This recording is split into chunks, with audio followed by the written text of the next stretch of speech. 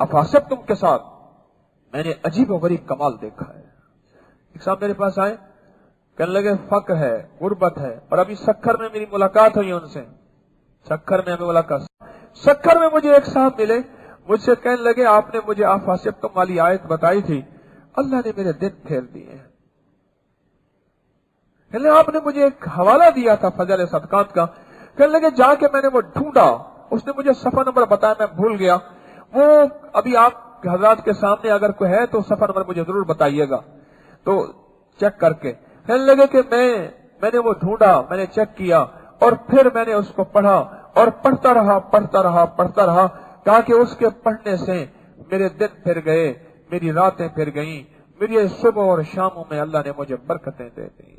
मेरे कारोबार बिजनेस में मैं क्राइसिस में हालात में चला गया था। अपने कानों को खैर की आवाजों से शनासाई दें।